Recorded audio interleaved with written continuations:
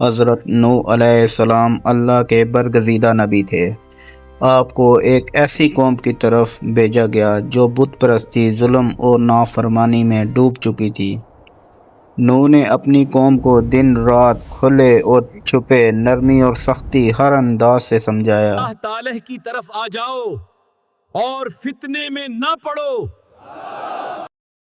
چند لوگوں کے سوا حضرت نوح علیہ السلام کی بات کسی نے نہ مانی۔ بالآخر حضرت نوح علیہ السلام نے اللہ تعالیٰ سے دعا کی کہ اے میرے رب، زمین پر کسی کافر کو باقی نہ چھوڑو، کیونکہ یہ تیرے بندوں کو گمراہ کریں گے۔ اللہ تعالیٰ نے نوح علیہ السلام کی دعا قبول فرمائی اور فرمایا کہ اب تم ایک کشتی بناؤ۔ حضرت نوح علیہ السلام نے ایک خشک میدان میں کشتی بنانا شروع کر دی۔ قوم کے لوگ گزرتے، مذاق اڑاتے، ہنستے اور کہتے، جہاز بنا رہا ہے، وہ پاگل ہو گیا ہے۔ نوح علیہ السلام اللہ کے حکم پر عمل کرتے رہے، اور جب کشتی مکمل ہو گئی تو اللہ تعالیٰ نے حکم دیا کہ ہر جانور کے جوڑے اپنے اہل ایمان گرانے اور سچے ماننے والوں کو کشتی میں سوار کر لو۔ پھر وہ لمحہ آیا جس کا وعدہ کیا گیا تھا۔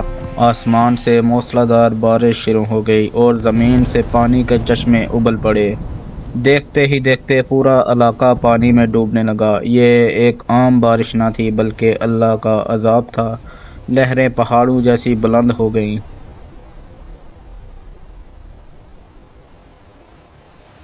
حضرت نوح علیہ السلام کا بیٹا جو ایمان نہیں لایا تھا طوفان میں پھنس گیا۔ نوح نے پکار کر کہا، بیٹا ہمارے ساتھ سوار ہو جاؤ، کافروں کے ساتھ نہ رہو۔ اس نے جواب دیا، میں پہاڑ پہ چڑھ جاؤں گا، یہ پانی میرا کچھ نہیں بگاڑ سکتا۔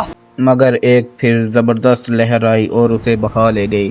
یہ لمحہ حضرت نوح علیہ السلام کے لیے انتہائی دردناک تھا، مگر اللہ کا فیصلہ حق تھا۔ کئی دنوں اور راتوں تک طوفان جاری رہا، پوری زمین پانی میں ڈوب گئی، صرف کشتی ہی اللہ کے حکم سے محفوظ رہی۔ پھر اللہ تعالیٰ نے زمین کو حکم دیا کہ اپنا پانی نگل لے، اور آسمان کو بارش روکنے کا حکم دیا۔ پانی اترنے لگا اور کشتی کو جودی پر آ کر ٹھہر گئی۔ حضرت نوح علیہ السلام اور ان کے ساتھ والے مومن سلامتی کے ساتھ کشتی سے اترے۔ یہ واقعہ پوری انسانیت کے لیے ایک عظیم سبق بن گیا کہ نجات صرف ایمان اور اللہ کی اطاعت میں